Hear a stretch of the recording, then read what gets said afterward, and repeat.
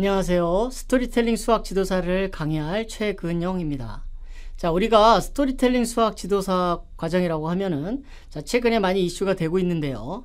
자, 실생활 속에서 적용할 수 있는 어떤 수학, 그리고 또 쉽고 재미있게 배울 수 있는 수학. 그래서 지금의 수학 교육은 좀 더 그 단원에서 좀 어려운 부분은 조금 통합하거나 아니면은 또 그걸 삭제하거나 또 아니면은 변경하거나 또 학년을 좀 맞추어 가지고 진행하는 방식입니다. 그래서 우리가 이 스토리텔링 수학 지도사 과정을 통해서 여러분들은 2015년 개정 교육 과정에 대한 정보를 또 같이 학습하게 될 것이고요. 또 스토리텔링에 대한 이해, 또 그리고 스토리텔링 수학의 어떤 전반적인 어떤 사례라든지 또 프로젝트 학습이라든지 또 실생활 속에서 접할 수 있는 어떤 건축학 속의 수학이라든지 또 음악 속의 수학이라든지 다양한 어떤 그 실생활과 또 통합 교과에 따른 어떤 수학의 학습 지도 방법이라든지 또 수학에 대한 어떤 교육의 목적, 또 수학의 어떤 그런 어떤 방향성, 또 그다음에 그 학습 평가 방법, 또 그다음에 융합 교육에 대한 어떤 실제 사례를 통해서 이 과정에 어떤 여러분들이 자격 과정을 취득할 수가 있고 또 전반적으로 우리 그 자녀분들이라든지 아니면 여러분들이 그 지도하고자 하는 학생들에게 많은 도움이 될 수 있도록 이 알찬 강의가 되도록 최대한 신경 써서 여러분들에게 강의를 진행하도록 하겠습니다. 자, 그러면 먼저 학습법에 대해 진행하기에 앞서서 자, 책을 읽는다는 것은 자신의 미래를 만드는 것과 같은 것이다 라고 에머슨은 얘기했습니다. 자, 여러분들이 어떤 그 수학적인 배경과 내용을 이해하는 데 있어서 또 우리가 수학적인 스토리텔링 수학 지도사 과정이다 보니까 여러분들이 많은 어떤 수학의 원리라든지 또 그런 어떤 수학의 공식들이 어떻게 탄생했는지 다양한 어떤 책들을 통해서 또 수학사를 알아가고 또 수학자들은 어떤 수학자들이 인류에 있었고 또 우리나라에는 또 어떤 수학자들이 또 그런 어떤 수학에 기여를 했는지 우리가 알아갈 것입니다. 이렇게 우리 학생들도 책을 좀 쉽고 재밌게 이해하는 방식을 통해서 스토리텔링 수학 지도사의 과정과 학습을 하게 함으로 인해서 많은 수학적인 지도 방안과 또 다양한 어떤 그 수학적인 부분을 확인하실 수 있으실 것입니다. 자, 그러면 우리가 수학이란 과연 무엇일까요? 왜 수학을 가르치고 우리가 배워야 하는 것일까요? 인류 역사와 함께할 만큼 역사를 지닌 학문으로 인간을 둘러싼 자연과 문명 속에서 보이지 않게 늘 함께했던 것이 수학인 것입니다. 그래서 인류 역사 속에 과연 어떤 수학적인 수치와 또 어떤 그 넓이와 그런 어떤 높이 이런 어떤 것들을 수학적인 측량과 계산을 통해서 또 수학은 계속 존재해 있었고 또 계속 이어져 왔던 것이죠. 자, 학습법에 있어서 군자는 세 가지 즐거움이 있다고 말씀하셨습니다. 첫째는 부모님이 다 살아계시고 형제가 무고한 것이요. 둘째는 하늘을 우러러 부끄럽지 않고 세상에 부끄럽지 않은 것이요. 셋째는 천하의 영재를 얻어서 교육하는 것이라고 말씀하셨습니다.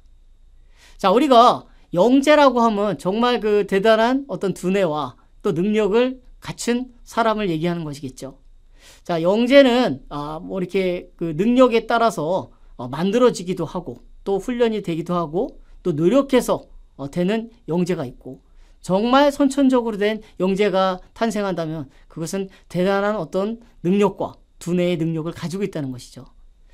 자, 여기에 그 공포자, 수포자 여러분들 많이 들어보셨을 겁니다. 공포자는 공부를 포기한 사람, 공부를 포기한 자 알겠죠? 또 수포자 많이 들어보셨을 겁니다. 수포자, 수학을 포기한 자. 자, 그렇지만 이 말들을 좀 이제 다양하게 좀 바꿔서 변화가 되고 있는데요. 수포자를 갖다가 수학을 포기하지 않는 자로 바꾸고 있는 것이죠. 자, 이 옆에 보시다시피 수신자가 있는데요. 수신자는 자, 요즘에 최근에는 이런 말들이 지금 막 나타나고 있는데요. 수학을 신나게 공부하는 자입니다. 자, 수제자는 수학을 재미있게 가르치는 자죠. 또 수필자는 수학의 어떤 문제를 필기를 잘 하는 자. 자, 수실자는 수학을 실제 적용에 잘 활용하는 자. 또 수모자는 수학의 모든 문제를 자신 있게 풀어가는 자.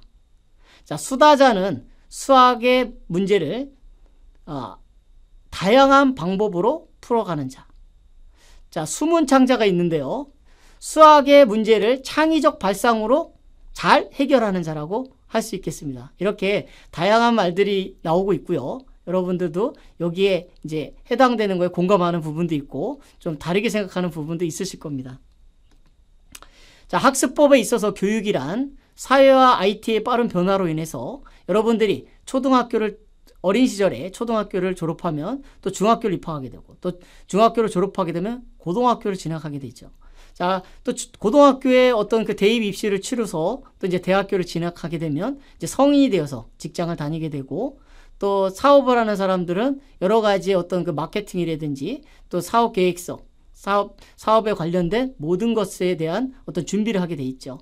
또 그 다음에 퇴직 후에는 또 어떤 자신의 삶을 어떻게 행복한 삶으로 이어질지 많이 생각해 보면서 고민하고 또 그 여생을 좀 더 구체화시키는 거에 노력하실 겁니다. 자, 이렇게 학습법은 자, 이렇게 평생 교육으로 이루어진다는 것이죠. 여러분들이 스토리텔링 수학 지도사 과정을 통해서 또 다양한 어떤 그 매체라든지 또 수학 학습법 또 그다음에 이런 어떤 그 학생들한테 적용할 수 있는 어떤 방법들을 알고 또 그것을 현장에서 적용할 수 있는 능력을 키우신다면 아마 이 과정을 통해서 여러분들의 또 평생 교육의 장을 잘 마련해 줄 것이라고 생각됩니다. 자, 그러면 학습법에 있어서 자, 행복한 교육이라 하면 누구를 위한 교육이 되어야 할까요? 즉, 아이를 위한 교육이 되어야 되는지 또 부모를 위한 교육이 되어야 되는지 아니면 국가적 이익이 돼야 되는 교육이 되어야 되는지 우리가 한번 생각을 해봐야 될 것입니다. 지금의 교육이 미래의 아이에게 과연 행복을 줄까요? 자, 여러분들이 한번 고민해 볼 부분입니다. 또 나중에 아이가 지금의 교육이 과연 옳았다고 여러분들이나 또 부모님 또 선생님들한테 옳다고 말할 수 있을까요? 자, 그리고 지금의 교육 방법에 과연 여러분들도 옳다고 생각하시는지 좀 다양한 방법이라든지 사고라든지 학생들이 쉽게 이해할 수 있는 어떤 학습법과 교육 패턴이 필요하다는 것이죠. 또 다른 대안은 무엇입니까? 자, 지금의 어떤 방법이 또 다른 방법으로 또 적용이 되고 또 좀 더 학생들이 이해하기 쉬운 어떤 학습법이 적용이 된다면 아이들은 그것이 행복한 교육으로 이어질 것이고 또 자신의 어떤 삶과 이런 부분에 있어서 좀 더 다양한 학습법으로 그것을 이해할 수 있을 것입니다. 자, 여기 학습법에서 중요시하는 관점의 차이인데요. 자, 그 EBS 마더쇼크에 나왔던 엄마 내 속에 아이가 있다라는 프로였는데요. 한국 부모와 미국 부모의 차이를 한번 비교했던 부분이었습니다. 어떠한 그 퍼즐 문제를 주고 낱말 퀴즈를 맞출 수 있는 단어 퍼즐을 맞추는 그런 어떤 장면이 있었는데요. 미국의 엄마들은 아이들에게 어떤 과제가 주어질 때 별다른 개입이 없이 그냥 지켜만 보았던 것이죠. 또 거기에 따른 어떤 격려만 해줄 뿐 그 직접적인 그 도움을 크게 주지는 않았었습니다. 자, 그거와 반면에 한국 학부모들은 직접적인 힌트를 줘서라도 어떻게든 우리 아이가 그 문제를 해결하고 맞출 수 있기를 계속 옆에서 계속 말을 해주거나 아니면 힌트를 주려고 했던 것이죠.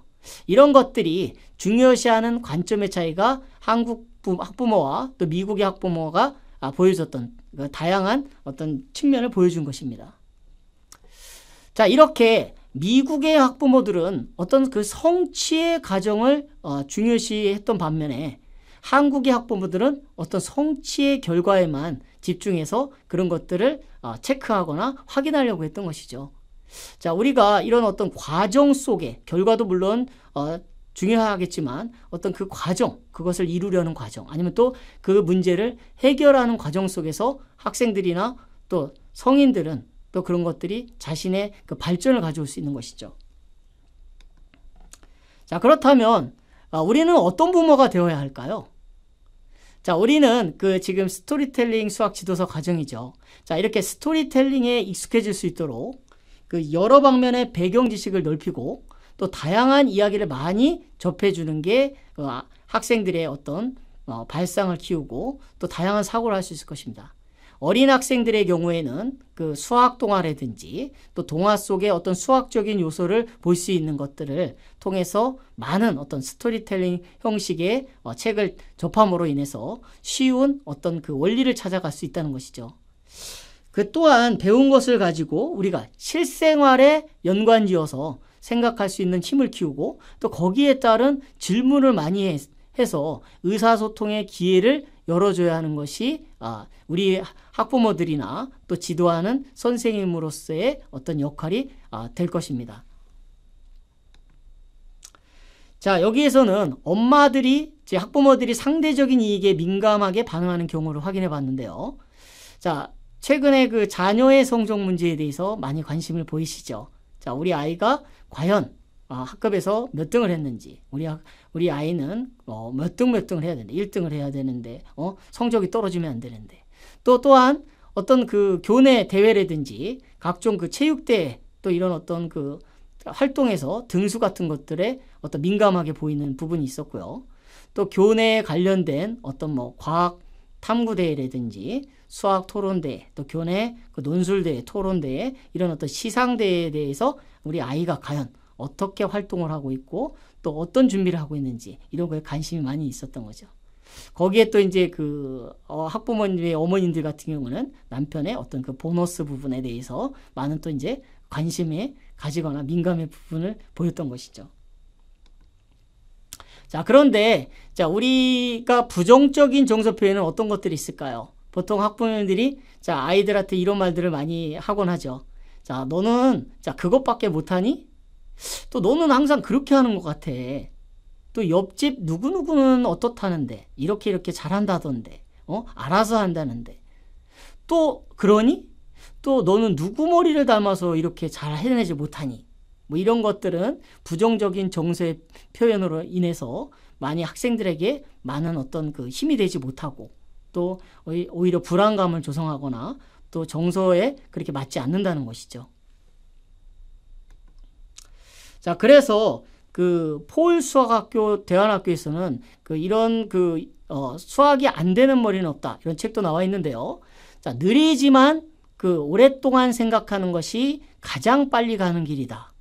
이래서 이 LST 학습법을 강조하고 있습니다.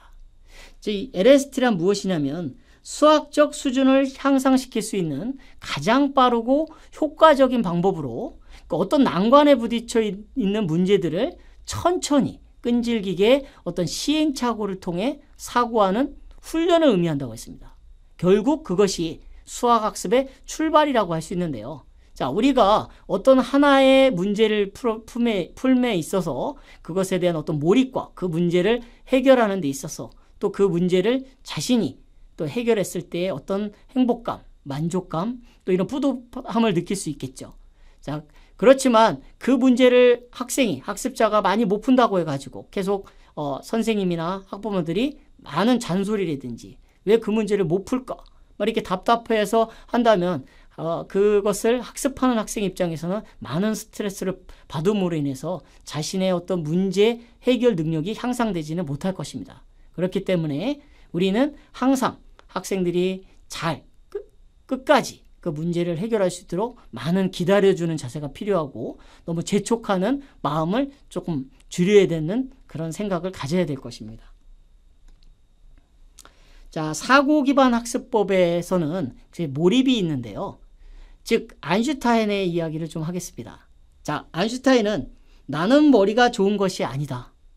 자, 문제가 있을 때 다른 사람보다 좀 더 오래 생각할 뿐이다. 자, 어려운 문제에 부딪힐 때도 많았었지만 다행히 신은 나에게 민감한 코와 노새 같은 끈기를 주셨다. 또 나는 몇 달이고 몇 년이고 생각하고 또 생각한다.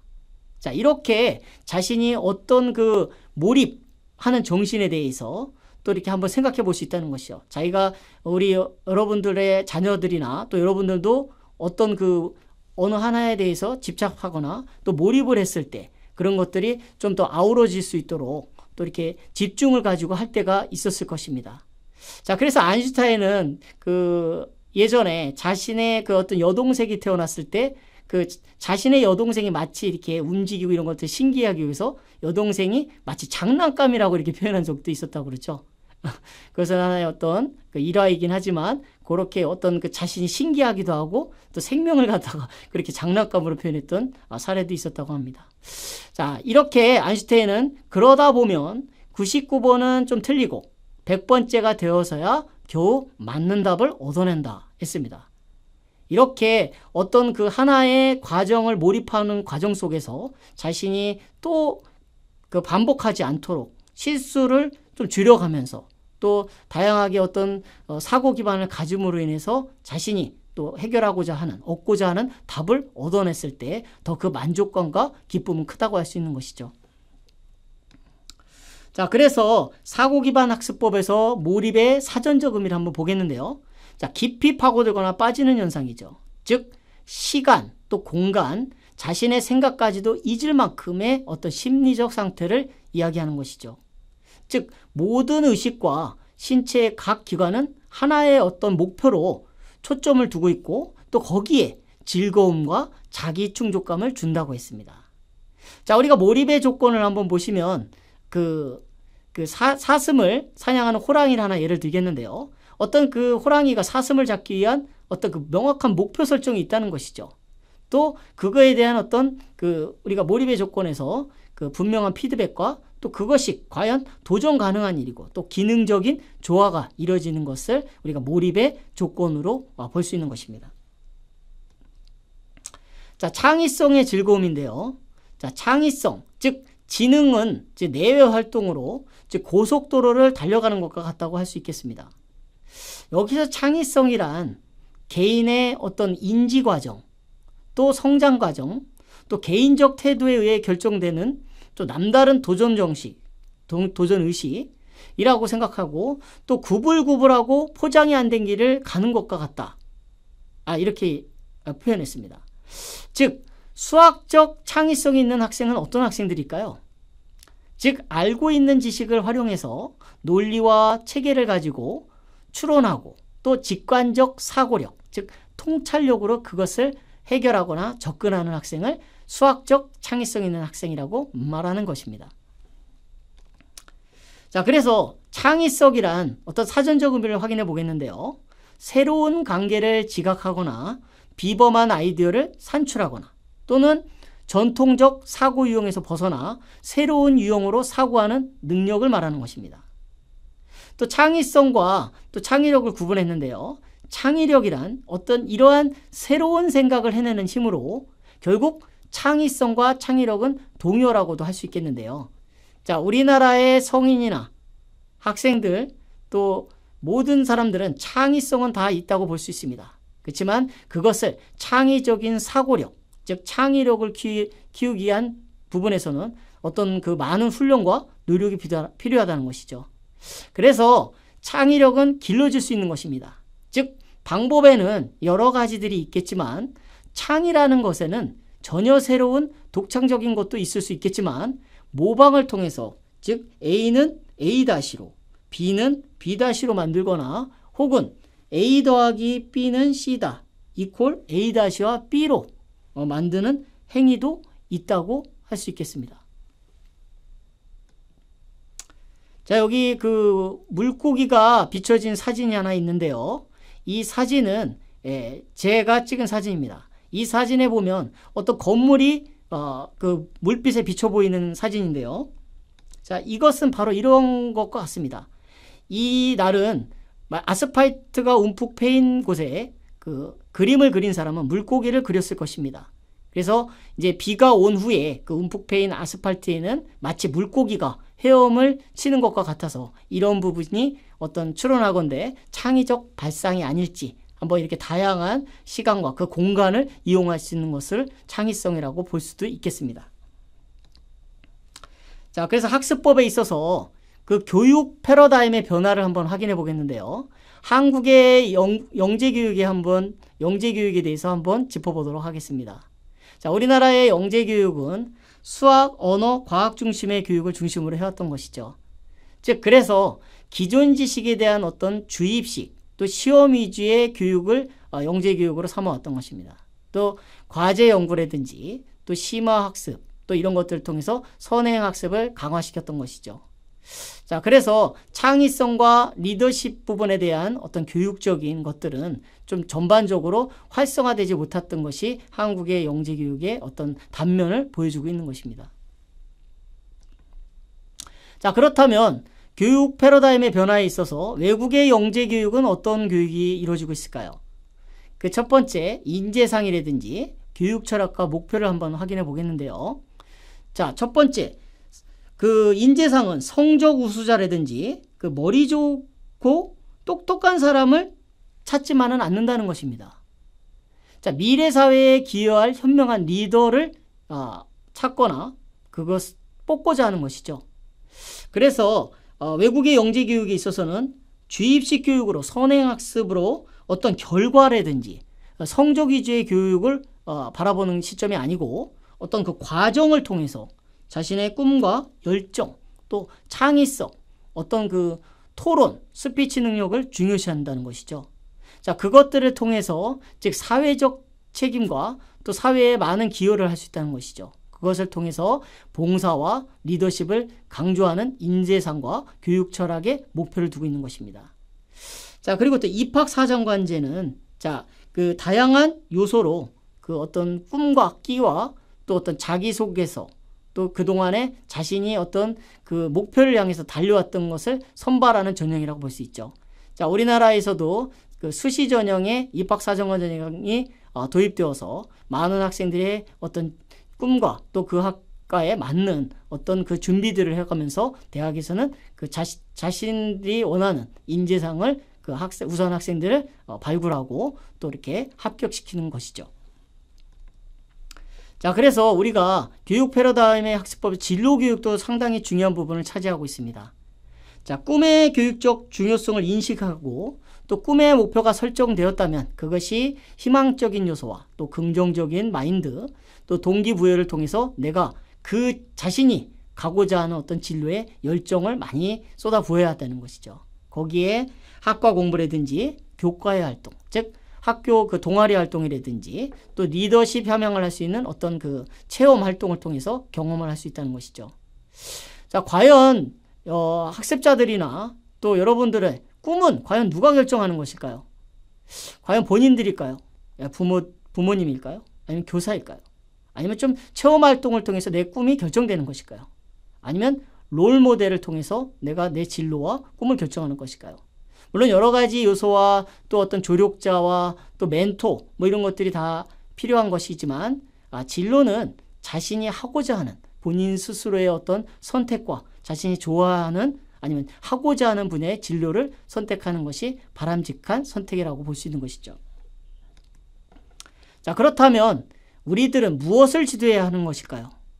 자, 꿈과 목표가 설정되어 있다면 거기에 많은 동기부여가 될 만한 어떤 자극적인 요소나 또 자신이 좀 그거 즐겨할 수 있는 거에 대한 어떤 동기부여과 열정을 보여주면서 또 교사와 또 학생들이 같이 소통할 수 있는 어떤 그런 지도 방법들이 이루어져야 되는 것입니다. 또 학과 공부는 그 우리가 수학에 있어서도 많은 학생들이 수학은 어려운 과목이다 이런 생각들을 하실 텐데요. 수학은 좀 더 쉽고 또 인문학적인 또 생각에서 또 할 수 있는 것과 또 인문학적인 소양을 바탕으로 해서 수학적인 요소의 알고리즘 또 수학사 또 수학자들을 통해서 아니면 그 공식이 어떻게 나오게 되었는지 이런 것들 하나하나씩 짚어보면서 어떤 수학에 그 관심을 갖게 되고 또 지적인 호기심을 통해서 지식을 습득함으로 인해서 자신들이 어떤 그 학습 패턴이라든지 또 성과를 거둘 수 있다는 것이죠. 가장 중요한 것은 어떤 그 선생님에 대한 어떤 지도 능력과 또 학부모님에 대한 어떤 그 가르침 또 어떤 지도 편달 능력 이런 것들도 중요하겠지만 자기주도 학습 능력을 잘 갖추어 가지고 본인 스스로가 자신의 학습 패턴과 또 학습량과 이런 것들을 정해서 하는 것이 가장 자신을 위한 어떤 방향성을 찾을 수 있게 되는 것이죠. 자, 그렇다면 우리 아이들이 과연 독서를 많이 할까요? 자, 책을 많이 읽는 학생과 정독을 통해서 단 몇 권을 읽거나 단 한 권을 읽더라도 세세하게 읽고 그 내용을 자기 거로 하는 학생이 오히려 여러 권의 책을 많이 보는 것도 중요하겠지만 그것에 대한 인지와 또 그것을 받아들이는 어떤 양을 조절하는 게 가장 중요하다고 볼 수 있겠습니다. 그래서 독서를 통해서 다양한 분야의 어떤 지식을 간접 체험함으로 인해서 자신의 어떤 그 방향성과 또 자신이 좀 알고자 하는 내용을 많이 얻어갈 수 있다는 것이죠. 또 교과의 활동에서는 자신이 이제 어떤 그 동아리 활동을 통해서 직접 자신이 체험하고 또 관심 있는 부분에 대해서 탐색하고 또 친구들과의 어떤 협동학습, 협력학습을 통해서 더욱 발전해 갈 수 있다는 것이죠. 또한 우리 학생들은 지금 그 자유학기제를 중학생들은 통해서 다양한 진로 체험과 또 토의, 토론학습 또 이런 것들을 통해서 연설 능력이라든지 또 스피치 능력 또 더 나아가서는 글쓰기 능력, 즉 논술 영역까지 많이 우리 학생들이 이제 조금 준비를 해야 되고 또 이 대학에서는 축소 전형도 있지만 거의 그 서울권의 대학에서는 논술 전형을 많이 보고 있기 때문에 이런 어떤 그 글 쓰는 능력도 많이 키워야 나가야 될 것입니다. 자, 그렇다면 우리가 교육의 주체에 있어서 학생 자신, 부모, 학교, 또 어떤 교육 매체, 즉 학생, 학부모가 교육 주도권을 가지고 선택과 집중을 할 수 있다는 것이죠. 또한 자녀를 학교나 학원에 맡겨놓고 부모님으로서 어떤 역할과 그 모든 지원을 다했다고 생각하는 것은 어떤 착각일 수도 있다는 것입니다. 또한 학교와 학원은 학생의 교육을 도와주고 지원해주는 어떤 멘토적이고 도와주는 역할을 할 수는 있겠지만 학생 개인의 모든 어떤 교육을 뒷받침해 줄 수 있는 책임을 질 수 있는 부분은 없을 수도 있다는 것이죠. 자, 그래서 이러한 어떤 지도 방법으로 장단기 학습 계획을 학생 스스로가 차근차근 정하고 또 그거에 대한 어떤 스케줄러를 작성함으로 인해서 자신이 학습해 나가야 할 분량을 체크해 나가고 또 그거에 대한 반복 학습과 또 이제 자신이 필요한 부족한 부분에 대한 것을 선행 학습을 통해서 얻어갈 수 있다는 것이죠. 즉 자기주도 학습에 있어서 자습을 통한 어떤 스스로의 질문과 또 그 질문에 대한 답변을 해줄 수 있는 사람들로부터의 어떤 답을 찾고 스스로의 답도 찾기도 하고 또 도움을 받아서 그 문제를 해결하는 방법을 우리는 자기주도 학습 능력에서 키워나가고 또 그것을 부족한 부분에 대해서는 지도하는 교사나 또 학부모님들은 그런 방법들을 학생들을 위해서 많은 지도와 편달을 해줘야 된다는 거죠. 또 선행학습에 필요한 부분이 가능한 부분에 대해서는 그것을 동기부여로 끌어내고 또 지적인 호기심으로 인한 어떤 그 흥미도를 높여서 더욱 발전해 나갈 수 있는 학생의 어떤 지도 패턴을 잡아줘야 된다는 것이죠. 이렇게 자기 관리 능력이라든지 또 주간 계획표, 또 교재 학습 진도표, 또 자신에게 맞는 어떤 과목별 학습법을 발견해내는 것이 그 학생의 또 맞춤식 어떤 수업 방식이라든지 또 그 개인의 어떤 능력에 맞는 자신이 그 자신만의 어떤 방법론으로 인해서 자신이 쉽게 어떤 문제 해결을 할 수 있는 그런 학습법을 찾고 또 그것을 지도해 줄 수 있는 방법이 필요하다는 것입니다. 자, 그래서 수학 학습의 원칙에 보시면 수학에 대한 잘못된 어떤 믿음을 가지고 있는 사람들이 많은데요. 즉 대학에 가서도 대학의 문과 전공자한테는 수학을 못해도 된다. 또 대학을 졸업한 후에 수학은 일상생활에서 크게 필요 없고 많이 쓰이지 않는다는 것이죠. 이런 어떤 잘못된 어떤 믿음을 버려야 된다는 것이죠. 우리가 수학을 배우는 목적은 논리적이고 사고력 향상을 위해서 학습하게 되는 것입니다. 또 유형별 문제 중심의 접근은 오히려 그 논리적 사고력을 줄인다고 하는데요. 자, 우리가 많은 문제의 학습량을 푸는 것도 중요하겠지만 그 단 몇 문제를 풀더라도 우리가 그 문제의 어떤 알고리즘 또 그 문제를 좀 더 복잡한 식으로 풀어냈다면 좀 더 간단하고 쉬운 방법으로 명확하게 풀어낼 수 있는 능력을 가져야 되는 것도 되게 중요하다는 것이죠.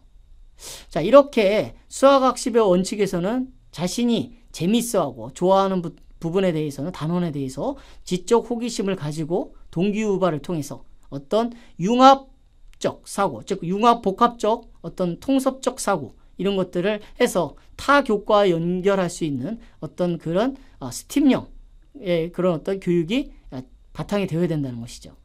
즉 내용 중심의 수학, 또 사고력 수학, 융합적 수학의 중요성은 두말할 것도 없이 중요하다는 것을 다시 한번 말씀드리겠습니다. 이렇게 문제를 생각하고 또 천천히 인내심을 가지고 답을 찾아가는 수학학습의 원칙도 되게 중요하다고 볼 수 있겠습니다. 그리고 항상 우리가 의문을 가지고 또 끊임없이 질문하고 문제의 어떤 그 실마리를 찾아가는 것도 수학학습의 원칙에서 중요하다고 할 수 있겠습니다.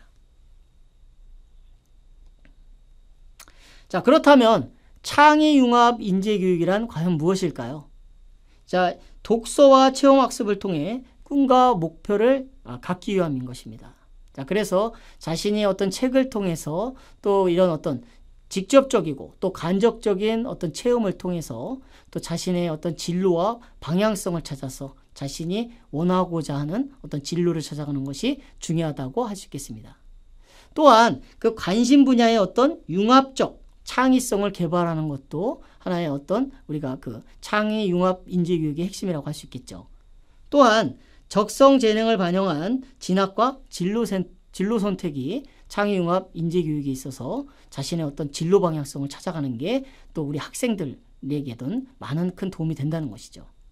또한 다양한 체험학습으로 어떤 사회성을 키우고 리더십을 배양하는 것은 중요하다고 할 수 있겠습니다. 또한 의사소통 능력을 배양하는 교육을 통해서 학교에서나 또 가정에서나 또 토론 능력이라든지 어떤 스피치 능력 또 어떤 합의를 통한 어떤 토의 능력을 또 키워나갈 수 있다는 것이죠. 더 나아가서는 어떤 창의융합 인재교육에 있어서는 세계의 언어와 또 문화 또 사회에 대한 어떤 그 독서 또 그런 탐구 활동을 통해서 많은 것을 수용하고 받아들이고 또 알아갈 수 있다는 것이죠. 더 나아가서는 민주시민 의식교육은 물론이고 인성교육과 또 교육의 어떤 물리, 심리적, 환경 개선에 대해서 많은 또 생각을 해보고 또 환경 친화적이고 또 우리가 자연을 또 사랑하고 또 자연을 보호하는 데 앞장서야 한다는 것이죠. 이렇게 창의융합 인재교육을 통해서 우리나라의 학생들은 또 많은 인재들이 우수한 인재들이 발굴해 나올 것으로 사료가 됩니다. 자, 오늘은 이렇게 우리가 학습법에 대해서 학습해 보았습니다. 이렇게 다양한 어떤 내용을 통해서 여러분들이 좀 더 학습법에 대한 이해를 하실 거라 믿습니다. 다음 시간에는 2015 개정교육과정에 대한 내용으로 다시 찾아뵙겠습니다. 네, 수고하셨습니다.